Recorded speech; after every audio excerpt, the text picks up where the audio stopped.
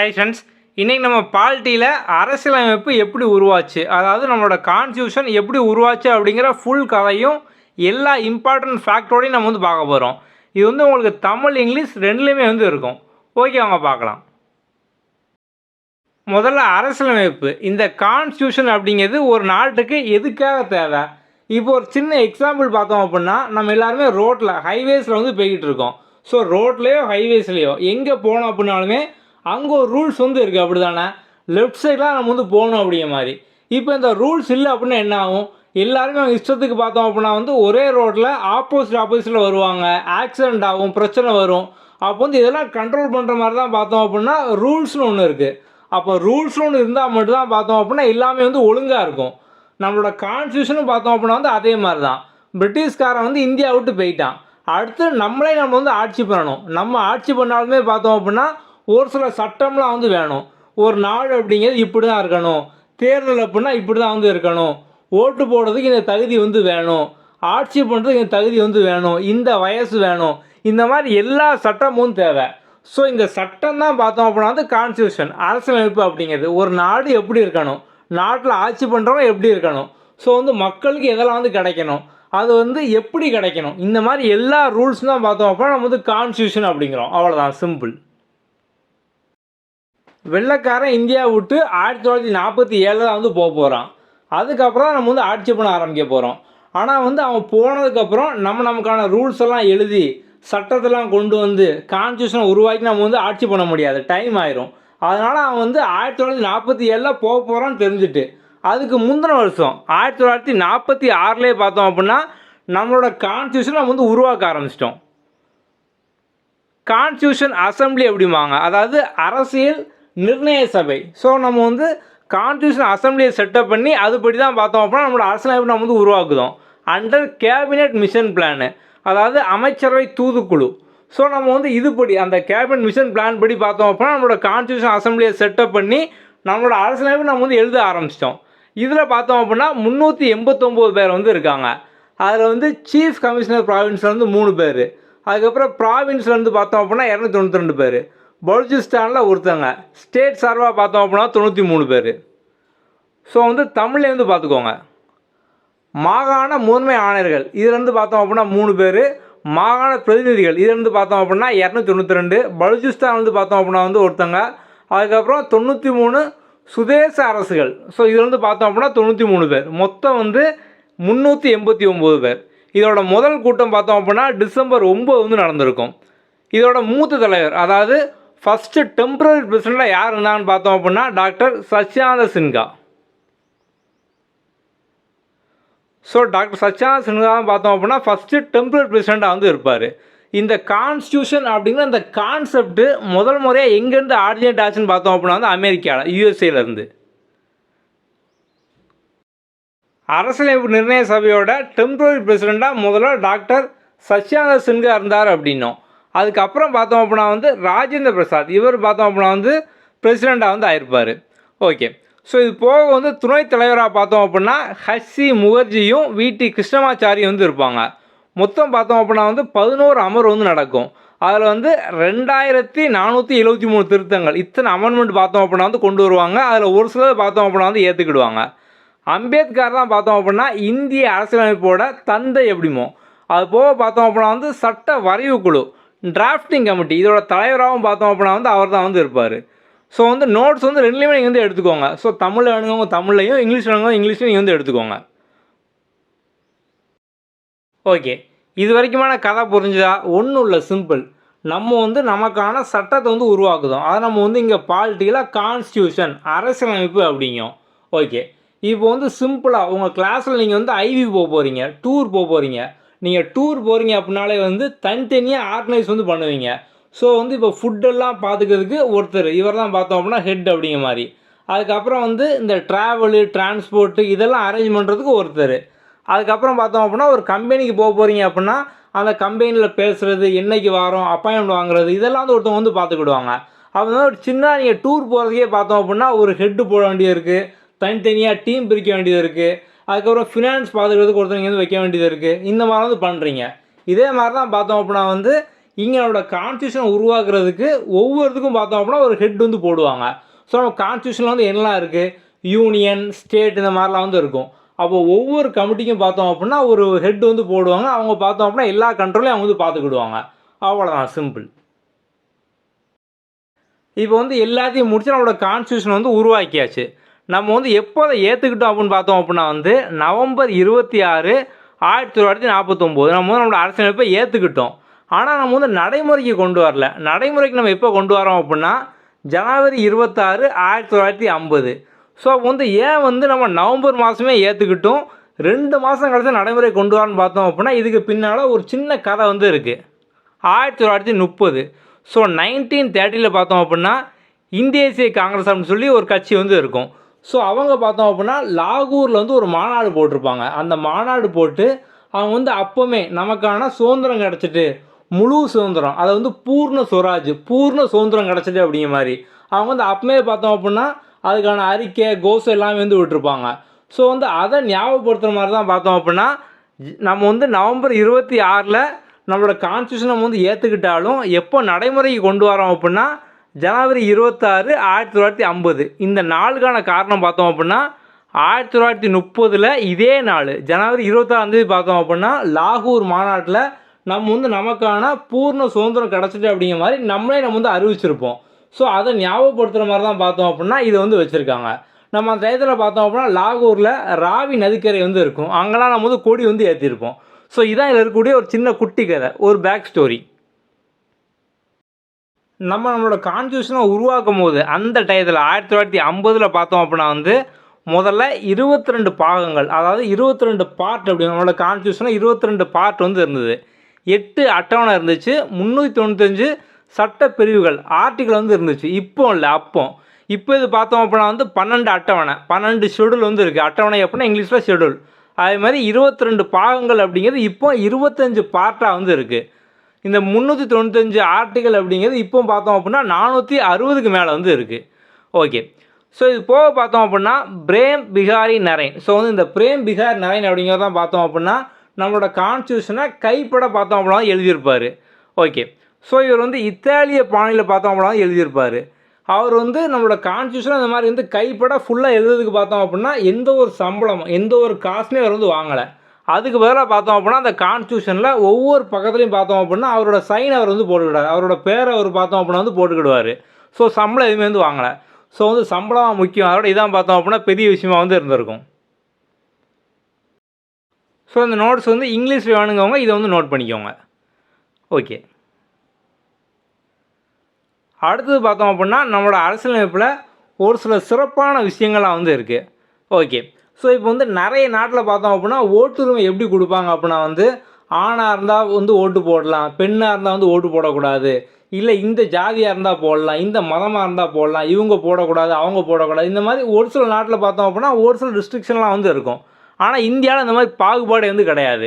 So ஆணோ பெண்ணோ எந்த ஜாதியோ எந்த மதமோ அந்த எந்த கணக்குமே வந்து கிடையாது. 18 வயசு ஆச்சு அப்படின்னால வந்து ஓட்டு வந்து போடலாம். அப்போ வயது வந்தோர் வாக்குரிமை, 18 வயசு ஆச்சா நீங்கள் வந்து ஓட்டு போடலாம், அவ்வளோதான். மற்றபடி எதுவுமே வந்து கிடையாது. ஸோ இது பார்த்தோம்னா ஒரு சிறப்பான விஷயம், அப்படி தானே? ஸோ நீ வந்து ஆணா பெண்ணா, இந்த ஜாதியா அந்த ஜாதியா, எந்த மதம், இதெல்லாம் வந்து கேட்கல. 18 வயசு ஆச்சா நீ வந்து ஓட்டு போடலாம். ஓகே, அதுக்கப்புறம் நெகிழாத்தன்மை, நெகிழும் தன்மை. ஸோ இது வந்து ஃப்ளெக்சிபிள் அண்ட் ரெஜிட் அப்படிம்பாங்க. நம்மளோட சட்டத்தில் ஒரு சில விஷயத்தை பார்த்தோம் நம்ம வந்து மாற்றிக்கலாம். இப்போ நம்ம வந்து முதல்ல பார்த்தோம் அப்படின்னா 1950 நம்மளோட சட்டம் கான்ஸ்டியூஷன் வந்துட்டு, ஆனால் காலத்துக்கு தக்கன பார்த்தோம் அப்படின்னா நம்ம வந்து ஒரு சில விஷயத்தை வந்து மாற்றிக்கிட்டு வந்து இருப்போம். அப்போ வந்து அதை வந்து அவங்க மாற்றிக்கலாம். ஸோ வந்து ஒரு சில விஷயத்தை நம்ம வந்து மாற்றிக்கலாம். ஆனால் இன்னும் ஒரு சில விஷயம் பார்த்தோம் அப்படின்னா முக்கியமானதாக வந்து இருக்கும். ஸோ வந்து இதெல்லாம் நம்ம வந்து மாற்றக்கூடாது அப்படிங்கிற மாதிரி ஒரு சில விஷயங்களை வந்து மாற்ற முடியாததாகவும் ஒரு சில விஷயத்தை மாற்றக்கூடியதாக வந்து வச்சுருப்பாங்க. நம்ம வந்து கான்ஸ்டியூஷன் ஃப்ளெக்சிபிளாக, ஸோ வந்து மாற்றக்கூடியதாகவும் இருக்கும், ரெஜிடு மாற்ற முடியாததாக வந்து இருக்கும். அதான் பார்த்தோம் அப்படின்னா நெகிழும் நெகிழாத்தன்மை. ஸோ வந்து நெகிழும் அப்படின்னா மாற்றக்கூடியதாகவும், நெகிழா அப்படின்னா மாற்ற முடியாததாக வந்து இருக்கும். ஏன்னா ஒரு சில விஷயம் பார்த்தோம் அப்படின்னா நமக்கு வந்து கண்டிப்பாக வந்து தேவை. ஸோ வந்து நம்மளோட அடிப்படை உரிமை நிறைய விஷயம் பார்த்தோம் அப்படின்னா நமக்கு வந்து தேவை. அப்போ இதெல்லாம் பார்த்தோம் அப்படின்னா வந்து ஈஸியாக வந்து மாற்ற முடியாது. ஆனால் ஒரு சில விஷயம் நம்ம வந்து கண்டிப்பாக காலத்துக்கு தக்கன மாற்றி தான் வந்து ஆகணும். அப்போ அதெல்லாம் பார்த்தோம் அப்படின்னா மாற்றவும் முடியும். அந்த மாதிரி பார்த்தோம் அப்படின்னா வச்சுருப்பாங்க. நம்மளோட கான்ஸ்டியூஷன் நம்ம வந்து படிப்போம், அமெண்ட்மெண்ட்டு சட்ட திருத்தம் அப்படிங்கிற மாதிரி. ஸோ நம்ம சட்ட திருத்தம் பண்ணி எதெல்லாம் மாற்ற முடியும் நம்ம வந்து அதெல்லாம் பார்த்தோம் அப்படின்னா வந்து மாற்றிக்கலாம். அப்போ நம்ம கான்ஸ்டியூஷன் வந்து உருவாக்குனதுக்கப்புறம் 1950க்கு அப்புறம் ஏதாவது மாற்றினாங்களா அப்படின்னு கேட்டிங்க அப்படின்னா, அதுக்கு அடுத்த வருஷமே 1951லேயே பார்த்தோம் அப்படின்னா வந்து மாற்ற ஆரம்பிச்சிட்டாங்க. முதலாவது சட்ட திருத்தம் அப்படிங்கிற மாதிரி. இப்போ வரைக்கும் பார்த்தோம் அப்படின்னா வந்து மாற்றிக்கிட்டே தான் வந்து இருக்காங்க. 100க்கு மேலே போய்கிட்டு இருக்கு. 103, 104 இந்த மாதிரி பார்த்தோம் அப்படின்னா போய்கிட்டு தான் வந்து இருக்குது. ஓகே. அடுத்து ஒரு சிறப்பான அம்சம் பார்த்தோம் அப்படின்னா ஒற்றை குடியுரிமை, சிங்கிள் சிட்டிசன்ஷிப்பு. ஸோ இப்போ வந்து ஒரு சில நாட்டில் பார்த்தோம் அப்படின்னா வந்து அந்த நாட்டுக்குள்ளே 2 குடியுரிமை வந்து இருக்கும். ஸோ அந்த நாட்டுக்கு வந்து ஒன்று வச்சுருப்பாங்க. அதுக்கப்புறம் உள்ளே இருக்கக்கூடிய மாநிலம், ஸ்டேட்டுக்கு பார்த்தோம் அப்படின்னா வச்சுருப்பாங்க. இப்போ இந்தியாவில் அப்படிலாம் வந்து கிடையாது.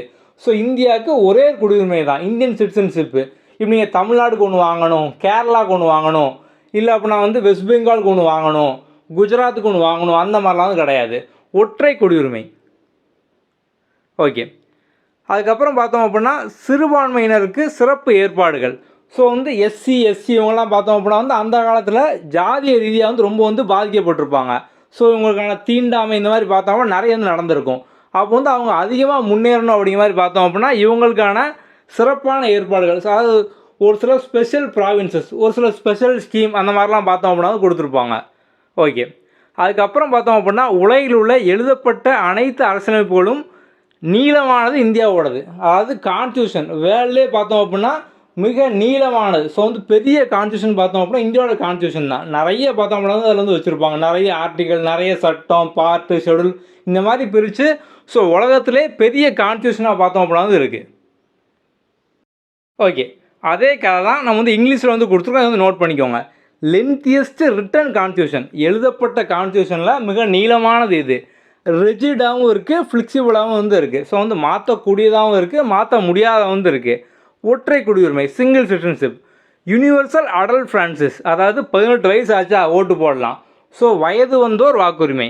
அதுக்கப்புறம் special provision to minorities. So வந்து மைனாரிட்டி, சிறுபான்மையினர், எஸ்சி, எஸ்சி அவங்களாக பார்த்தோம் அப்படின்னா சிறப்பு அம்சங்கள்லாம் பார்த்தோம் அப்படின்னா வந்து இருக்குது. அடுத்து நம்ம கான்ஸ்டியூஷனில் முகவுரை, ப்ரியாம்பிள் அப்படிங்கிறது வந்து இருக்குது. ஓகே. ஸோ இந்த ப்ரியாம்பிள் அப்படிங்கிறது பார்த்தோம் அப்படின்னா வந்து இப்போ நீங்கள் வந்து ஒரு புக் வந்து எடுத்துக்கோங்க. உங்கள் கையில் ஏதோ ஒரு புக் வந்து இருக்கும்.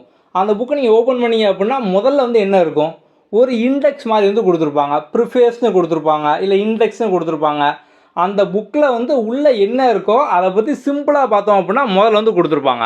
இதே மாதிரி தான் நம்மளோட கான்ஸ்டியூஷன் எழுதப்பட்ட நீளமான அரசியலமைப்பு அப்படின்னும். ஸோ வந்து பெரிய அரசியலமைப்பு. ஸோ வந்து அப்போ அதில் உள்ளே என்ன இருக்கோ அதை சிம்பிளாக பார்த்தோம் அப்படின்னா முதல்ல ஒரு பக்கமாக வந்து கொடுத்துருக்காங்க. இதை தான் நம்ம வந்து ப்ரியாம்பிள், முகவுரை, இல்லை வந்து முன்னுரை அப்படிங்கும். நம்மளோட கான்ஸ்டியூஷனை பற்றினா ஒரு முகவுரை, முன்னுரை, அவ்வளோதான் ப்ரியாம்பிள். ஓகே. இது வந்து எப்படி கொண்டு வந்திருப்பாங்கன்னு பார்த்தோம் அப்படின்னா ஜவஹர்லால் நேருவோட குறிக்கோள் தீர்மானம், அப்ஜெக்டிவ் ரெசல்யூஷன் அப்படிம்பாங்க. ஸோ அதுபடி தான் பார்த்தோம் அப்படின்னா கொண்டு வந்திருப்பாங்க. ஓகே. இந்த ப்ரியாம்பிள், இந்த முகவுரை நம்ம வந்து எப்போ ஏற்றுக்கிட்டோன்னு பார்த்தோம் அப்படின்னா 1947 ஜனவரி 22 பார்த்தோம்னா வந்து ஏற்றுக்கிட்டோம். ஓகே. ஸோ இது வந்து ஏதாவது திருத்தம் பண்ணாங்கன்னு பார்த்தோம் அப்படின்னா 1976 42வது சட்ட திருத்தம் நம்ம வந்து அப்படியே சொன்னோம். ஸோ வந்து ஒரு சில சட்ட திருத்தம்லாம் வந்து பண்ணுவாங்க, காலத்துக்கு ஏற்றாப்புல பார்த்தோம் அப்படின்னா வந்து மாற்றுவாங்க அப்படின்னு. ஸோ அதே மாதிரி இது வந்து 42வது சட்ட திருத்தம் 1946 வந்து பண்ணியிருப்பாங்க. பண்ணி இதில் வந்து சமதர்ம, சமய சார்பின்மை, அதுக்கப்புறம் ஒருமைப்பாடு அப்படிங்கிற மாதிரி பார்த்தோம் அப்படின்னா புதுசாக 3 வேர்டை பார்த்தோம் அப்படின்னா வந்து ஆட் பண்ணியிருப்பாங்க. ஓகே. இப்போ வந்து இந்த 42வது சட்ட திருத்தம் 1976. ஸோ எப்படி ஞாபகம் பார்த்தோம் அப்படின்னா உங்களுக்கு இதுவும் இன்னொன்று வந்து கன்ஃபியூஸ் ஆகும். இதே மாதிரி 1978 பார்த்தோம் அப்படின்னா 44வது சட்ட திருத்தம் வந்து கொண்டு வந்திருப்பாங்க. அப்போ வந்து இந்த இயர் வந்து இதுக்கா, இந்த இயர் இதுக்கா இப்படிங்கிற மாதிரி கன்ஃபியூஸ் ஆகும். இப்போ இந்த 42 வந்து கூட்டுங்க, 4 + 2 6. அப்போ 1976 கடைசி நம்பர் 6, 1976. இது 44 கூட்டினீங்க அப்படின்னா 8. அப்போ 1978 அவ்வளோதான். இனிமேல் உங்களுக்கு வந்து கன்ஃபியூஸ் ஆகாது. ஓகே. ஸோ இந்த ப்ரியாம்பிள் அப்படிங்கிறது பார்த்தோம் அப்படின்னா வந்து ஜவஹர்லால் நேருவோட அப்ஜெக்டிவ் ரெசல்யூஷன் அதுபடி தான் பார்த்தோம் அப்படின்னா கொண்டு வந்தாங்க. 42வது சட்ட திருத்தம் படி 1976 3 வேர்டு சோசியல், செக்குலர், இன்டெகிரிட்டி அப்படிங்கிறது பார்த்தோம் அப்படின்னா வந்து ஆட் பண்ணாங்க. நம்ம வந்து இந்த ப்ரியாம்பிளை எப்போ அடாப்ட் பண்ணிக்கிட்டோம், எப்போ வந்து அடாப்ட் பண்ணிக்கிட்டோம்னு பார்த்தோம் அப்படின்னா ஜனவரி 22 1947 நம்ம வந்து அடாப்ட் பண்ணிக்கிட்டோம். இந்த முகவுரையில் ப்ரியாம்பிளில் வந்து எப்படி ஆரம்பிக்கும் அப்படிங்கிறது பார்த்தோம் அப்படின்னா இந்திய மக்களாகிய நாம் அப்படிங்கிற மாதிரி பார்த்தோம் அப்படின்னா வந்து ஆரம்பிக்கும். ஓகே. அதில் குறிப்பாக பார்த்தோம் அப்படின்னா இந்த வார்த்தைலாம் இருக்கும், இறையாண்மை மிக்க சோவரைன் அப்படிங்கிற மாதிரி, சமதர்ம, அதுக்கப்புறம் சமய சார்பற்ற ஜனநாயக குடியரசு, சோவரைன், சோசியலிஸ்ட், செக்குலர், டெமோக்ராட்டிக், ரிப்பப்ளிக், இந்த மாதிரி பார்த்தோம் அப்படின்னா வந்து இருக்கும். ஓகே, இது வந்து எக்ஸாம்லையும் பார்த்தோம் அப்படின்னா வந்து கேட்டிருக்காங்க. இந்த ஆர்டர் என்ன அப்படிங்கிற வந்து கேட்டிருக்காங்க. இது நம்ம வந்து எப்படி ஞாபகம் அப்படின்னா, இப்போ வந்து 3 எழுத்து பாருங்கள், எஸ்ன்னு வருது. ஸோ நீங்கள் வந்து எஸ் ஞாபகம் அப்படின்னா வந்து கன்ஃபியூஸ் ஆகும். அப்போ என்ன பண்ணலாம் அப்படின்னா வந்து, இப்போ அதுக்கு அடுத்து பாருங்கள், ஓவி, ஓசி, ஈசி அப்படிங்கிற மாதிரி இருக்கா. ஸோ வந்து ஓவியா வந்து ஓசியாவோ இல்லை ஈஸியாவோ வந்து ஆக முடியாது. அதாவது இப்போ ஓவியா மாதிரி நீங்கள் ஃபேமஸ் ஆகணும், அவங்க வந்து பிக் பாஸ்லாம் வந்து ஒரு நல்ல நேம் எடுத்து ஃபேமஸ் ஆகிருப்பாங்க. அப்போ ஓவியா மாதிரி ஆகணும் அப்படின்னா ஓசியாவோ ஈஸியாவோ நீங்கள் வந்து ஆக முடியாது. ஓகே, நீங்கள் வந்து ஒரு பெரிய ஆளாக, ஒரு எக்ஸாம்பிளுக்கு பார்த்தோம் அப்படின்னா நம்ம சமூகத்தில் ஒரு டாக்டர் மாதிரி நீங்கள் வந்து ஒரு பெரிய ஆளாக வந்து இருக்கணும். அப்படின்னா நீங்கள் வந்து அந்த லெவலில் நீங்கள் வந்து ரீச் பண்ண முடியும். ஓகே, அப்போ வந்து ஓவியா மாதிரி ஆகணும் அப்படின்னா ஓசியாவோ ஈஸியாக வந்து ஆக முடியாது. நீங்கள் வந்து டாக்டர் மாதிரி ஆகணும் அப்படின்னா, டாக்டர் அப்படின்னா டிஆர் அப்படி தானே. ஓகே, அப்போ டிஆர் டெமோக்ராட்டிக் ரிப்பப்ளிக்கு. ஸோ அப்போ ஓவியா, ஓசியா, ஈஸியா, சோவரைன், சோசியல், செக்குலரு, கடைசி 2 டாக்டர் அப்படின்னா டி டெமோக்ராட்டிக், ஆர் அப்படின்னா ரிப்பப்ளிக். அவ்வளோதான், சிம்பிள். ஓகே, ஸோ நெக்ஸ்ட்டு பார்த்தோம் அப்படின்னா இது வந்து நமக்கு சமச்சீர் புக்கில் ஒரு ஃபேக்டாக வந்து கொடுத்துருப்பாங்க பாக்ஸ் பண்ணி. ஃப்ரெஞ்ச் ரெவல்யூஷனில் 1789 பார்த்தோம் அப்படின்னா ஒரு ஸ்லோகன் வந்து சொல்லியிருப்பாங்க, லிபர்ட்டி, ஈக்குவாலிட்டி, ஃப்ராட்டர்னிட்டி. ஸோ இந்த வருஷத்தை நீங்கள் வந்து ஈஸியாக ஞாபகிக்கலாம். வரிசையாக இருக்குது பாருங்கள், 1க்கு அப்புறம் 7, 8, 9, அவ்வளோதான், சிம்பிள். ஸோ தமிழ் நீங்கள் வந்து எழுதி வச்சுக்கோங்க. சுதந்திரம், சமத்துவம், சகோதரத்துவம். ஓகே, அடுத்து பார்த்தோம் அப்படின்னா நம்ம வந்து எதை எப்பப்போ ஏற்றுக்கிட்டோம். இது வந்து நிறைய டைம் மேட்ச் ஆஃப் ஃபாலோயிங்கில் வந்து கேட்டிருக்காங்க. நம்மளோட தேசிய கீதம், தேசிய பாடல், நேஷனல் ஆந்தம், நேஷனல் சாங், முதல் தேர்ந்தெடுக்கப்பட்ட குடியரசுத் தலைவர். ஸோ நம்ம இதை ஃபுல்லாக பார்த்தோம் அப்படின்னா வந்து ஒரே நாளில் ஜனவரி 24, 1950 தான் நம்ம இந்த 3ஐயும் பார்த்தோம் அப்படின்னா வந்து ஏற்றுக்கிட்டோம். அப்போ ஈஸியாக ஞாபகம் வச்சுக்கலாம். இதே மாதிரி நம்மளோட தேசிய கொடி நம்ம வந்து எப்போ ஏற்றுக்கிட்டோம் அப்படின்னா ஜூலை 22, 1947. ஸோ இங்கிலீஷ் நீங்கள் நோட் பண்ணி வச்சுக்கோங்க. அடுத்தது நம்மளோட கான்ஸ்டியூஷன் அசம்பிளி பார்த்தோம் அப்படின்னா டிராஃப்டிங் கமிட்டி வந்து கொண்டு வராங்க. என்றைக்குன்னு பார்த்தோம் அப்படின்னா வந்து ஆகஸ்ட் 29, 1947 வந்து செட்டப் பண்ணுறாங்க டிராஃப்டிங் கமிட்டியை, அதாவது வரைவு குழுவை. ஓகே, ஸோ வந்து இதோட ஹெட்டாக யார் இருப்பாங்கன்னு பார்த்தோம் அப்படின்னா வந்து டாக்டர் பிஆர் அம்பேத்கர் அவர் தான் பார்த்தோம் அப்படின்னா வந்து ஹெட்டாக வந்து இருப்பார். ஓகே, ஸோ இது போக பார்த்தோம் அப்படின்னா ஏகப்பட்ட கமிட்டி இருக்கும். ஒவ்வொரு கமிட்டிக்கும் பார்த்தோம் அப்படின்னா ஒருத்தவங்க வந்து ஹெட்டாக வந்து இருப்பாங்க. இப்போ ஜவஹர்லால் நேரு பார்த்தோம் அப்படின்னா வந்து ஒன்றிய அரசின் அதிகாரக்குழு, இதுக்கு பார்த்தோம் அப்படின்னா ஹெட்டாக வந்து இருப்பார். அதுக்கப்புறம் வல்லபாய் பட்டேல் பார்த்தோம் அப்படின்னா வந்து மாகாண அரசுகள் தொடர்பான அரசியல் குழு, இதுக்கான ஹெட்டாக இருப்பார். அது போக பார்த்தோம் அப்படின்னா அடிப்படை உரிமைகள், சிறுபான்மையினர், பழங்குடி மக்கள் மற்றும் விளக்கப்பட்ட பகுதிகள் தொடர்பான ஆலோசனைகள். ஸோ வந்து ஒருத்தங்களே பார்த்தோம் அப்படின்னா 2-3க்கு, அம்பேத்கர்லாம் பார்த்தோம்னா 2-3க்கு பார்த்தோம் அப்படின்னா வந்து ஹெட்டாக வந்து இருப்பாங்க. அதுக்கப்புறம் பார்த்தோம் அப்படின்னா வந்து ராஜேந்திர பிரசாத், இவர் வந்து நாடாளுமன்ற சபைகளின் நடத்தை விதிகள் குழு, ஸோ வந்து இதுக்கான ஹெட்டாக வந்து இருப்பார். அம்பேத்கர் பார்த்தோம் அப்படின்னா வரைவு குழு, டிராஃப்டிங் கமிட்டிக்கு. பிஎன் ராவ் அப்படிங்கிறவர் பார்த்தோம் அப்படின்னா அரசியலமைப்போட ஆலோசகராக வந்து இருப்பார். ஜவஹர்லால் நேரு பார்த்தோம் அப்படின்னா வந்து இந்த யூனியன் கான்ஸ்டியூஷன் கமிட்டி, ஸோ வந்து ஒன்றிய அரசின் அதிகாரக்குழு, இதோட ஹெட்டாக இருப்பார். அதுக்கப்புறம் பார்த்தோம் அப்படின்னா நேஷ்னல் ஃப்ளாக் கமிட்டி, இதோட உறுப்பினராக வந்து இருப்பார். நம்ம வந்து அப்ளை பார்த்தோம் அப்ஜெக்டிவ் ரெசல்யூஷன், ஸோ வந்து அதுபடி தான் பார்த்தோம் அப்படின்னா வந்து பிரியாம்பிள் வந்து கொண்டு வந்திருப்பாங்க. அதாவது ஜவஹர்லால் நேருவோட குறிக்கோள் தீர்மானம், இதுபடி தான் பார்த்தோம் அப்படின்னா பிரியாம்பிள் வந்து கொண்டு வந்திருப்பாங்க. இதெல்லாம் பார்த்தோம் அப்படின்னா நேருவோட ஃபேக்ட். அதாவது நீங்கள் வந்து அப்போ நேரு ஒரு இடத்துல பார்க்கிங்க அப்படின்னா நம்ம வந்து இதுக்கு நேருவை எங்கெங்கெல்லாம் பார்த்தோம் அப்படின்னு வந்து ஞாபகம் வச்சுக்கோங்க. அடுத்தது பார்த்தோம் அப்படின்னா நம்மளோட கான்ஸ்டியூஷன் நம்ம வந்து ஒவ்வொரு இடத்துலேருந்து அடாப்ட் பண்ணியிருப்போம். அதாவது இப்போ வந்து வேறு ஒரு நாட்டில் பார்த்தோம் அப்படின்னா ஒரு ரூல்ஸ் வந்து ஃபாலோ பண்ணுவாங்க, ஒரு ஆக்ட்டு, ஒரு சட்டம் பார்த்தோம் அப்படின்னா வந்து ஃபாலோ பண்ணுவாங்க. நம்ம வந்து அதை பார்த்தோம் அப்படின்னா இங்கே இந்தியாவிலையும் வந்து எடுத்துக்கிட்டு நம்ம இங்கே வந்து ஃபாலோ பண்ணுவோம். அதுமாதிரி நம்ம வந்து எங்கெங்கேருந்து எல்லாம் எடுத்துன்னு பார்த்தோம் அப்படின்னா பிரிட்டன்லேருந்து நாடாளுமன்ற அரசு, ஒற்றை குடியுரிமை, சிங்கிள் சிட்டிசன்ஷிப், அதுக்கப்புறம் சட்டத்தின் ஆட்சி, நாடாளுமன்ற செயல்முறைகள், அதுக்கப்புறம் வந்து இடைக்கால தடையான, இதெல்லாம் வந்து பிரிட்டன் வந்து எடுத்துக்கிட்டோம். அதுக்கப்புறம் இந்தியாவிலே பார்த்தோம் அப்படின்னா வந்து நமக்கு சுதந்திரத்துக்கு முன்னால் இந்திய அரசாங்க சட்டம் 1935 அப்படிமா இருந்திருக்கும். நம்ம இதிலிருந்து நிறைய வந்து எடுத்திருப்போம். கவர்மெண்ட் ஆஃப் இந்தியா ஆக்ட் 1935, இதிலேருந்து கூட்டாட்சி விதிகள், அதாவது இந்த ஃபெடரலிசம், கூட்டாட்சி, அதை பற்றி. அதுக்கப்புறம் ஆளுநர் பதவி, நீதித்துறை, பொது தேர்வாணையங்கள், பப்ளிக் கமிஷன், அதுக்கப்புறம் வந்து நெருக்கடி கால விதிகள், நிர்வாக விவரங்கள், நம்ம வந்து இதெல்லாம் பார்த்தோம் அப்படின்னா வந்து அலாட் பண்ணியிருப்போம். அதுக்கப்புறம் அமெரிக்காவில் வந்து பார்த்தோம் அப்படின்னா அடிப்படை உரிமைகள், அதாவது ஃபண்டமெண்டல் ரைட்ஸு, நீதி சீராய்வு, குடியரசுத் தலைவர் மீதான பதவி நீக்க தீர்மானம், உச்சநீதிமன்ற உயர்நீதிமன்ற நீதிபதிகள், குடியரசு துணைத் தலைவர் போன்றோரை பதவி நீக்கம் செய்யும் முறை. அதுக்கப்புறம் வந்து கனடாவிலேருந்து பார்த்தோம் அப்படின்னா வந்து வலுவான மத்திய அரசுடன் கூடிய கூட்டாட்சி, மத்திய அரசால் மாநில ஆளுநர் நியமனம், அதுக்கப்புறம் உச்சநீதிமன்றத்தின் அறிவுரை அதிகார வரம்பு. ஸோ இதெல்லாம் நீங்கள் வந்து ஃபஸ்ட் டைம்லேயே பார்த்தோம் அப்படின்னா மனப்பாடம் பண்ண முடியாது. ஸோ நீங்கள் வந்து ரிப்பீட்டடாக இதை வந்து பார்க்க நீங்கள் வந்து நோட்ஸ் மாதிரி எடுத்து ரீட் பண்ணி நீங்கள் வந்து ஆட்டோமேட்டிக்காக பார்த்தோம் அப்படின்னா படிச்சிடலாம். ஸோ வந்து உங்களுக்கு ஆரம்பத்தில் ஒரு சில பேர் வந்து புதுசாக பார்க்கும்போது நிறைய இருக்குது அப்படிங்கிற மாதிரி தோணும். ஸோ எல்லாம் வந்து மோஸ்ட் இம்பார்ட்டன்ட். ஸோ நீங்கள் அடிக்கடி பார்க்க நிறைய டெஸ்ட்டில் பார்ப்பீங்க, கொஸ்டினில் பார்ப்பீங்க, டெய்லி டாஸ்கில் பார்ப்பீங்க. ஸோ ஈஸியாக எல்லாமே பார்த்தோம் அப்படின்னா படிச்சிடலாம். இதேமாதிரி நம்ம சோவியத் யூனியன் வந்து பார்த்தோம் அப்படின்னா வந்து அடிப்படை கடமைகள், அதுக்கப்புறம் வந்து முகப்புரையில் பிரியாம்பிளில் பார்த்தோம் அப்படின்னா சமூக பொருளாதார அரசியல், இது நீதியின் மாண்புகள், நம்ம இதெல்லாம் வந்து சோவியத் யூனியன் அங்கேருந்து பார்த்தோம் அப்படின்னா எடுத்துக்கிட்டோம். அதுக்கப்புறம் வந்து தென்னாப்பிரிக்கா, சவுத் ஆஃப்ரிக்காவிலேருந்து பார்த்தோம் அப்படின்னா வந்து பாராளுமன்றத்தில் 2/3 பெரும்பான்மையுடன் திருத்தம் மற்றும் விகிதாச்சார அடிப்படையில் ராஜ்யசபா உறுப்பினர்கள். ஸோ வந்து ராஜ்யசபா மெம்பரை பார்த்தோம் அப்படின்னா விகிதாச்சார அடிப்படையில் படி, அதாவது இப்போ வந்து மொத்தம் பார்த்தோம் அப்படின்னா வந்து 245 பேர் வந்து தேவை. ஸோ அப்போ வந்து ஒவ்வொரு ஸ்டேட்டுக்கும் பார்த்தோம் அப்படின்னா ஈக்குவலாக 3 பேர், 4 பேர் அந்த மாதிரி பார்த்தோம் அப்படின்னா வந்து கூப்பிட மாட்டாங்க.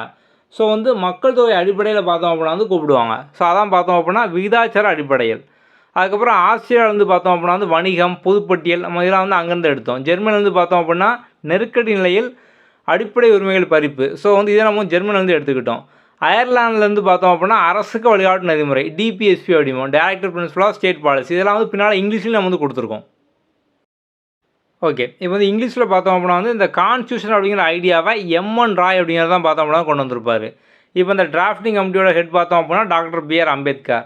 நம்ம இதெல்லாம் அப்படின்னா தமிழில் வந்து பார்த்தோம். இப்போ இங்கிலீஷில் பார்த்தோம் அப்படின்னா ஸ்டேரிங் கமிட்டியோட ஹெட் பார்த்தோம் அப்படின்னா டாக்டர் ராஜேந்திர பிரசாத். அதுக்கப்புறம் ஸ்டேட் கமிட்டிக்கு ஜவஹர்லால் நேரு, ரூல்ஸ் ஆஃப் ப்ரொசீஜருக்கு டாக்டர் ராஜேந்திர பிரசாத். அதுக்கப்புறம் வந்து யூனியன் பவர் கமிட்டி, இதுக்கும் பார்த்தோம் அப்படின்னா ஜவஹர்லால் நேரு. ப்ரொவின்ஷியல் கான்ஸ்டியூஷன் கமிட்டிக்கு பார்த்தோம் அப்படின்னா சர்தார் வல்லபாய் பட்டேல். அட்வைசரி கமிட்டிக்கு பார்த்தோம் அப்படின்னா வந்து சர்தார் பட்டேல். அதுக்கப்புறம் வந்து கான்ஸ்டியூஷனல் அட்வைசர் ஆஃப் அசம்பிளி பார்த்தோம் அப்படின்னா பிஎன் ராவ் அப்படிங்கிறவர். அதுக்கப்புறம் இந்த constitution assembly appoint by drafting committee. So இது தமிழ்லேயே பார்த்தோம் அப்படின்னா பார்த்தோம். ஸோ வந்து இந்த கான்ஸ்டியூஷன் அசம்பிளி பார்த்தோம் அப்படின்னா டிராஃப்டிங் கமிட்டியை எப்போ செட்டப் பண்ணாங்க அப்படின்னா ஆகஸ்ட் 29, 1947. அதேமாதிரி வந்து சோர்ஸ், நம்ம வந்து ஒவ்வொரு நாட்டில் இருந்தும் அவங்களோட சட்டத்தை நம்ம வந்து பாரோ பண்ணோம் அப்படின்னோம். ஸோ அங்கே என்ன ஃபாலோ பண்ணுறோம் நம்ம வந்து இங்கே ஃபாலோ பண்ணோம் அப்படின்னோம். ஸோ அப்போ நம்ம வந்து தமிழில் பார்த்து இங்கே வந்து இங்கிலீஷில் வந்து இருக்குது. நம்ம வந்து பிரிட்டனில் law making procedure, rule of law, single citizenship, நம்ம இதெல்லாம் பார்த்தோம்னா பிரிட்டன் வந்து எடுத்துக்கிட்டோம். அதுக்கப்புறம் வந்து கவர்மெண்ட் ஆஃப் இந்தியா ஆக்ட்லேருந்து பார்த்தோம்னா நிறைய வந்து எடுத்துக்கிட்டோம். அதனால் அந்த கவர்மெண்ட் ஆஃப் இந்தியா ஆக்டை ப்ளூ பிரிண்ட் அப்படிம்பாங்க. ஸோ அப்போ வந்து எது ப்ளூ பிரிண்ட் அப்படின்னு கேட்டாங்க அப்படின்னா கவர்மெண்ட் ஆஃப் இந்தியா ஆக்ட், அவ்வளோதான், சிம்பிள். ஓகே, ஸோ நம்ம யூஎஸ்ஏலேருந்து எல்லாம் வந்து எடுத்துக்கிட்டோம். அப்புறம் வந்து இங்கே கனடாவிலேருந்து எல்லாம் வந்து எடுத்துக்கிட்டோம். யூஎஸ்எஸ்ஆர், ஸோ வந்து சோவியத் யூனியன், அதுக்கப்புறம் வந்து ஃப்ரான்ஸு, சவுத் ஆஃப்ரிக்கா. ஸோ வந்து அப்போ நம்ம ஆல்ரெடி இதெல்லாம் வந்து தமிழில் வந்து பார்த்தோம். ஸோ இங்கிலீஷ் வேணுங்க, இங்கிலீஷ் வந்து எழுதிக்கோங்க. நெக்ஸ்ட்டு பார்த்தோம் அப்படின்னா ஜெர்மனிலேருந்து, ஸோ ஜெர்மனி, அயர்லாண்டு. இவ்வளோ தான் நம்மளோட கான்ஸ்டியூஷனை உருவாக்குனதுக்கான கதை. நீங்கள் இதை தெரிஞ்சுக்கிட்டீங்க அப்படின்னாலே முக்கியமானதெல்லாம் வந்து முடிஞ்சிட்டு. இதை தெரிஞ்சால் நீங்கள் வந்து மற்றதையும் பார்த்தோம் அப்படின்னா ஈஸியாக வந்து படிக்க ஆரம்பிச்சிடலாம். நம்ம மற்றதுக்கான கதையும் பார்த்தோம் அப்படின்னா வந்து எல்லாமே வந்து போட்டிருக்கோம். ஸோ வந்து எல்லா வீடியோ வந்து பாருங்கள். அடுத்த வீடியோவில் பார்க்கலாம். தேங்க்யூ.